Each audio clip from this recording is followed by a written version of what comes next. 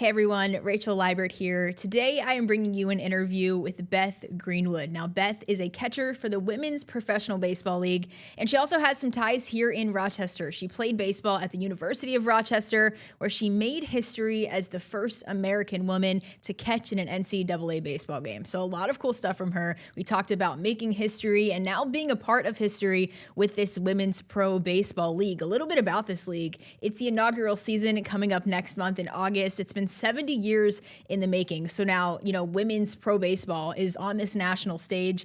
And we got to talk about how she's changing the game, how her teammates are changing the game, and just being a part of this really historic moment for women's sports. So talk to her about her time in Rochester, how she even decided to play baseball in the first place, being this very male-dominated sport. And we talked about, too, her being a little bit closer to her hometown now in New Hampshire, now that she was drafted to Boston in the third round of the first ever Women's Professional Baseball League draft. So a lot to get to today, a lot of fun stuff, great conversation with her. So without further ado, here's my interview with Beth Greenwood. I know I'm excited. Beth, just tell me your excitement about this league, and it's starting next month. What are you most excited for?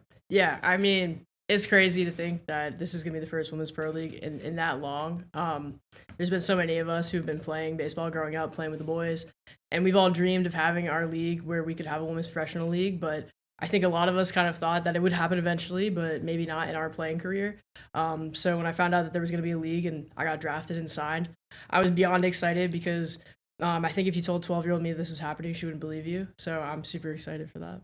So I know, just a few days ago, the names were released for these teams, and obviously they are named after historical women, which I think is such a cool part of this league. What was your reaction to that kind of, tidbit about it? And obviously the Boston Hunters is who you were drafted to. Yeah, I mean, it was so cool, I think, just learning the history of all of the team names, but I think for Boston specifically, named after Harriet Hunt, I think learning about what she did kind of in the world of medicine, and I think it really ties into like what this league is about. I think her story, she was super important in the medicine world, applied to Harvard, rejected multiple times, was the first woman to apply to Harvard, was one of the first women to open up her own practices to practice medicine. I think it's just the story of being told no and doing it anyway, and I think every single woman who's playing in this league has kind of had that story of being told no, you shouldn't be doing this, and doing it anyway. And so I think that's super exciting. I think every single player within the league has kind of their own story behind that. So I think it makes sense that who we're representing gets to have the name of these women that kind of paved a way in a different field before us. Now, you said that story of being told no is kind of, a theme across a lot of the players. What is your story? Do you have a story of being told no, that maybe you don't belong in baseball? Yeah. I mean, for as long as I can remember, my first baseball memory was when I was 8 years old, and I was told no, girls shouldn't be playing baseball. And I didn't get to play that much when I was 8. No one's good when you're 8 years old. So that's why I started catching, because there was a boy who threw fast and no one wanted to catch. And so I said, I'll catch. I just want to play. And so it's been told no a lot, being told I should be playing softball. And there's nothing wrong with softball. Softball is an awesome sport, but they're two separate sports, and I think they can both be appreciated for their own reasons. And so it was a lot of told, like, what are you doing? You shouldn't be doing this. You can't play in high school. You can't play in college. And then kind of chipping away and finding the right people to support me in doing that. And being turned down a lot along the way as well. Had a great experience at Rochester, but I was cut my freshman year. I wasn't good enough. But that was told no for the right reasons. It wasn't because I was a woman. It was given opportunity. And then kind of later in my career at Rochester, being able to make the roster later in my junior and my senior year.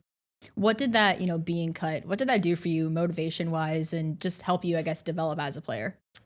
Yeah, I felt like I made the right choice of going to the right school. I studied engineering at U of R, and I felt like I was in the right place, and I felt like I was still around a coaching staff that was going to give me an opportunity to show what I have. And for me, it just fueled me to get better. I knew I was not good enough, and so I also knew at that point I was trying to make the women's national team for the first time, and so I was still going to continue to chip away and continue to get better. And since then, I've had opportunities with the women's national team to compete in the World Cup, and so, yeah. So you said, you didn't play softball. Why did you choose baseball over softball? What was, was there a point in your childhood that made you choose baseball over softball? Have you ever even tried softball? Tell me a little bit about that. Yeah. So I've never tried softball, which there's a lot of women in the league who have done both and have had success in both. And they love baseball, but there was just a lot of opportunity in softball, which I don't like knock them for doing. I absolutely agree. There is a ton of opportunity and it is a fun and great sport on its own. But for me, that was just never my path. I just started with baseball in my small town, and I think, my parents, they didn't really know much better, and so they said, "Oh, you love playing baseball? Like, keep playing baseball." And so that's exactly what I did. And once people kind of started having opinions and saying those opinions, I loved it too much that they weren't going to stop me. Was there ever a point that you kind of realized, wait, I'm pretty good at this and I can kind of hang with the boys? Was there ever a moment that you had that kind of epiphany? I don't know if there was ever just a moment of I can't. I think for me, it wasn't this moment of, oh, I can do this. For me, it was, I love this sport. I'm going to play. There's no other option. I think I just love playing so much. I obviously, once I got to college and that level of play was pretty high, I think realizing that I can hang with them, I can catch 90 plus miles an hour and being able to do things like that, I think was good in building my confidence, but also showing other guys too, of like, oh, she can hang. Like, especially in the position I play, being a catcher, you get beat up a lot. So I think when you kind of hang with that and hang with the higher velocity, guys have a lot of respect for that. Did you ever face, any criticism? Was there anybody who ever told you? I mean, I know you talked about this, but just was there ever a moment that you kind of felt like people were telling you no, that you had to kind of overcome these barriers? Yeah, I mean, it was different at different levels for sure. I'll say most of the time it doesn't come from your own team, and not to say that you never have people that don't agree with what you're doing with the people around you, but I'd say for the most part, the guys that you surround yourself with and the coaches, at least my experience, have been really positive. That doesn't mean there hasn't been comments here or there, but I think because they see how hard you work and how much you deserve to be there, that they're supporting you. It's more so you have issues when you go and you travel places and you're playing against other teams where they just don't know. They just don't know you. And so for them, they're like, what the heck is this? Like, what is going on? Like, do you know you don't belong here? And so I think kind of trying to overcome that, like things being said all the time about why, like, you don't belong here, like, you don't know what you're doing. I mean, it's even in conversation when I tell people that I play baseball or I'm about to play professional women's baseball. I mean, they say, you mean softball? I do know what sport I'm talking about. So there's stuff like that. But yeah. Now, you talked about coming to Rochester. Obviously, you got your degree in engineering, but did you come to Rochester for baseball? Was that in mind that you were going to try to, come to the baseball team as well? Was it the academics first? Just tell me a little bit more that went into that decision, being that you're not from here. Yeah, I definitely was looking at schools more in the Northeast. I definitely knew I wanted to do engineering. I didn't specifically know what kind of engineering. I ended up doing mechanical. But for me, I wanted to go to a school where I was going to have an opportunity to play baseball. I didn't know if it was I knew that I probably wasn't going to get recruited. I wasn't going to be able to kind of have that opportunity, but I just wanted a coach that was open-minded about it. So I went to a few showcases and I went to other things and tried to reach out to other coaches and didn't receive a ton of positive feedback. So when I met Coach Joe Reyna, who's still the current head coach there now, he just told me, he said, I don't care if I don't care what you look like. If you're good enough, you're good enough. If you're not, you're not, and I'll cut you. And that's exactly what he did. He cut me and then he took me, So I think I was just looking for someone who was going to be open-minded about what I was trying to do and be supportive of that. And that's exactly what I found at U of R. And as I mentioned at the top of this, that you made history as the first American woman to play catcher in a college game. Did you ever set out to accomplish that milestone? What was that moment like of, realizing that you really did, make history there? Yeah, I think for me, I wasn't like, oh, I want to be the first in this, because there have been some women who have played in college. It's just in my position at that time, there hadn't been. But I think for me, I want to continue to see how good I can be and how good I can get. And that's what it was about. It was about doing that, about trying to train to make the women's national team, and about trying to help the team at Rochester as best I could and how much value can I add, whether that was getting opportunities on the field or as much as I can helping with our pitching staff in the bullpen and at practice. And then how did your time in Rochester, maybe as a whole, just help you shape into the player that you are now, to help you into this, professional career that you're now embarking on? Yeah, I mean, I think my time at Rochester absolutely gave me a great student-athlete experience where I got to be around a very high-level D3 athletic school, but also very high-level academic school as well. Studying engineering, there's not a lot of schools where you can do both of those things and get a very positive experience on both ends. So in that regard, it was very positive. And then also after I graduated in 2022, it kind of set me on my professional career for my coaching. I have been coaching and playing for the last 4 years, and that's not what I thought I was going to do. I thought I was going to do engineering, and I thought that's what my life was going to be right after college. But my opportunities at Rochester, it was through my, head coach at Rochester, but also one of my professors at Rochester who came across an opportunity with the Philadelphia Phillies that got me my first job out of college. So it was absolutely my connections in Rochester that set me up with that, where I started more in the mechanical engineering space, doing research and development, but very quickly kind of started coaching. And I think kind of being able to coach these last few years has made me a better player prepared for this professional league because one, I've had access to facilities and opportunities like that, but also I think I've gained so much more knowledge on the game just because of the coaches I've been able to be around with the Philadelphia Phillies organization, and I also worked at Vassar College. Now, you've played baseball at UFR, you've coached, and now it's all led up to this moment of you being drafted to the Women's Pro League. What is that preparation like? There were tryouts for the draft. Just what was that like, I guess, physically, mentally? What did you do to prepare for that day? Yeah, I think obviously having the Pro League was just another thing to be training for. I have been training for the women's national team for the last several years along with my coaching, so that's always been a priority for me. So my day-to-day life always includes something that is preparing me for that, whether it's getting in the weight room or it's on the field catching, hitting. But I think, leading up to that tryout last summer, I was excited, had no idea what to expect, but it was so awesome just seeing how many women were there trying out, how many women who I'd never seen before, that some were really good and some just wanted to give it their best shot, and because they had dreamed of this league their entire life growing up, so that was pretty special to see.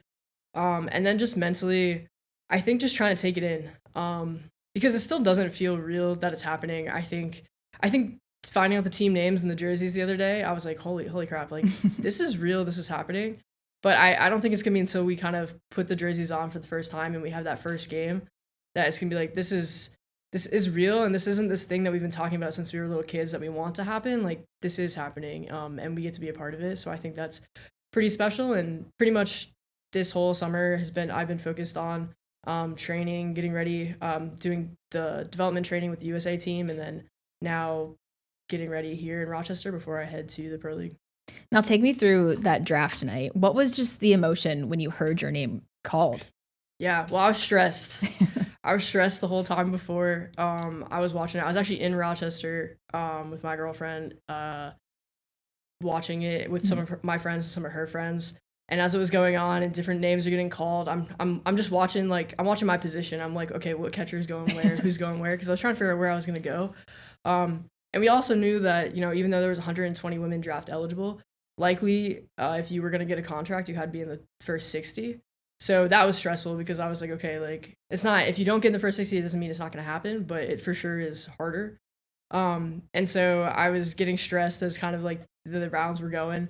But once I kind of heard my name for Boston, I was freaking out because one, I grew up an hour outside of Boston, so that was really special. And two, it was just like, okay, like, you're going to get a contract. Like, it's okay. Everything's going to, like, you're going to have some opportunity here. So it's going to be a pretty special thing to do. Did you expect to get drafted? Were there like any conversations with coaches or teams or anything like that? Or was it completely just kind of, you're actively watching the draft and watching this unfold with everybody else? Yeah, so you're pretty much watching it unfold with everybody else, especially because at that point, the specific teams, although we did know that there were going to be 4 teams, they still didn't have their independent, like, coaching staffs, and they didn't have a lot of their independent staff. So it was a lot of, like, the league was running a lot of the draft within itself. So as a player, you didn't really know. I think a lot of us who've been playing, especially with the national team program for the last couple of years, we feel very strong about our abilities. So we were pretty hopeful about how we would do in the draft. But also, this is the first time that this draft wasn't just players in the United States. It was players internationally. I think this league is incredibly international. I forget the number of my team, but it's almost about half of my team, I think, is international players. And so that was a little bit stressful because, I know for the most part where I stand within the US for USA players, but also having the international kind of aspect of it, you just never know. So that part was exciting, but it was also like a small wrinkle that was like, okay, like, I don't fully know where I'm going to go. So it was that big, like, relief when you saw your name called of like, okay, like, I made it. You talked about the tryouts and kind of just looking around and taking it in. Do you think opening day, is there going to be a sense of just, looking around and just realizing that history is in a way being made on this opening day? I mean, 100%. So that first game is, I want to say it's New York and LA. So my team's not playing that first game, but I absolutely want to be there because I think I'll feel the same feeling when it's on August 2nd when my team is playing for the first time. But I want to be there because I just it doesn't really matter who wins that first game. It matters, but but really I think it's going to be this incredible just moment in history for women's sports, especially women's baseball, that is like you have to be there. And so I'm really excited just because this is something that we've been talking about, I think, ever since there was a league of their own back in the 40s and the 50s. And there still are some women who played in that league who are still around, who I absolutely want them to be there to see it. And so I'm really excited for that part. What do you think, you talked about this a little bit, just the importance of a league like this doing for maybe younger girls that are watching you and seeing you as a role model as well as your teammates? Just what is this doing, I guess, for the growth of the game in your opinion? Yeah, I mean, I think I try to think back to when I was 12, and there were women who were playing at a high level back when I was younger, but I think just the visibility, it lacked a lot of visibility, and so I didn't know. So you kind of think when you're younger, you're the only one in the entire world doing what you're doing. And so there's a lot of girls who end up switching or just stop in playing in general. And so that's sad, and it's not because they don't love the game, but it's because there was a lot of outside like pressure to leave, and then there was a lot of like, hey, like there's no opportunities for you, there's no scholarships for you, like you don't belong here. And so I think just having this league is absolutely going to drive, I think, just girls who are playing baseball and girls who are excited about it. And just not every player has to be an all-star. Like you can play the game because you love the game. Like little boys are allowed to play baseball, and not all of them are good, and that is totally okay. They can just play the game because they love the game. So I'm excited about that. I'm excited for girls to see something and say like, I want to go play in the Women's Professional Baseball League. Yeah. And then when you think about this upcoming season, if there's, one thing that maybe you wish to take out of this first year in this pro league, what would that be? Ooh, that's a good question. I think for me, one thing I just want to take out of this league for this first year is just being where my feet are. I hope that I play well, and I hope that I'm able to, be one of the best catchers in the league. But those aren't things that I can control.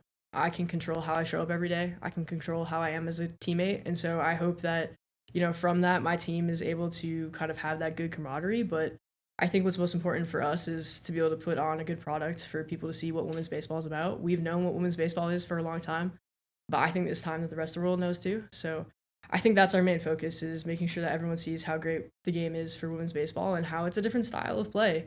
Baseball is baseball, but it is a different style of baseball, kind of more old school, small ball, that's to be appreciated. Do you think, traditional baseball, as far as men's baseball, has kind of gotten away from that tradition? Do you think this league is kind of bringing it back a little bit? Yeah, I think in its like unique way, it kind of is. I think, now everyone wants to see, everyone loves home runs. I'm not saying that no one doesn't, but I think people who really appreciate the game and appreciate women's sports are really going to appreciate women's baseball, because there is a little bit of style of play of we might not hit as many home runs. Now, there are definitely a lot of women who do hit home runs. I'm a little bit on the smaller side, but there for sure are some women who do. But I think it's something about doing your job and moving your teammate over and, scoring runs. It's about run production. So I think that's really exciting for people who really appreciate the game. Yeah. And last thing, do you have a walk-up song picked out? I was just going through this the other night. I literally played, I think, like 30 songs because I was going through what my walk-up song should be. I think right now my walk-up song is probably going to be Left Hand Free. Okay. But it's in the making. If anyone has good recommendations, I'm open to it.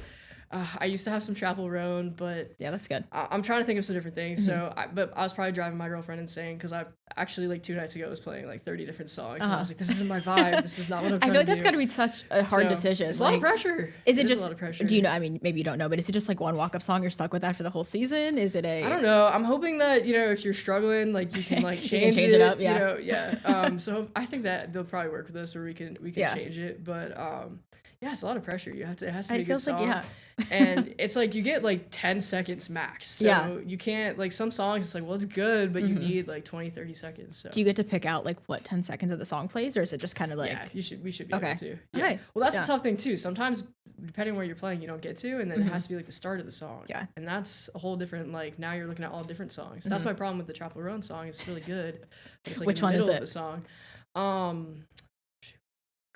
Like here right now. It was it was Phenomenon. Oh, that is a good one. Yeah. Oh, that's such a good song. I feel like the energy of just good. The whole thing, that'd be really good. Yeah. Because it's women's sports, and that's what we need. So I feel like I've seen a lot of like TikTok edits to like women's sports to that song specifically. So I feel like that'd be a good one. It was good. I might have to stick with it, but I think there's going to be a lot of really good women empowerment while we're there. So I'm also trying to find something that's a fun vibe too. Yeah. A big thank you to Beth, of course. A great conversation from her. And hopefully she gets her walk-up song situation settled. Like she said, if anybody has any suggestions, let her know. But if you guys want to maybe follow along Beth's journey, like I said, she's playing for Boston. This league starts the first week in August 1st, I actually believe. But she, as she mentioned earlier in the show, her team plays on August 2nd. Like I said, she plays for Boston. There's only 4 teams in this league right now. It's Boston, San Francisco, LA, and New York. And I believe all of the games are going to be streamed on YouTube. Don't quote me on that, but I do believe that's where you can find them. And then also kind of a fun fact about this league too is it's played at a neutral site. So every single game this season is going to be played in Springfield, Illinois. So if anybody's feeling like taking a trip to Springfield, Illinois, go watch some women's baseball. But yeah, all good things here from Beth. A lot of fun, good conversation. Like I said, thank you to her. Thank you guys for watching. And I hope you enjoyed this interview with Beth Greenwood. Thanks.